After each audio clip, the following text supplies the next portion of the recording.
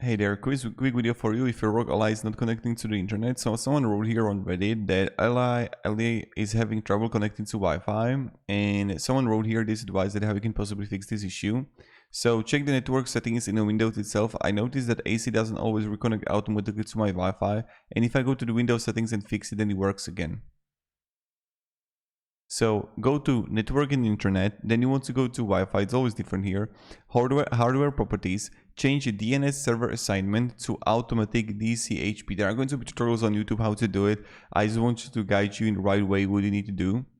And then someone even wrote here, thanks for coming back and confirming. I was dealing this with all yesterday where nothing said it was connected to the internet. I just toggled DNS server assignment to manual, then back to automatic and everything is working again. So do this, okay? And it should work for you. So thank you very much and have a great day and goodbye.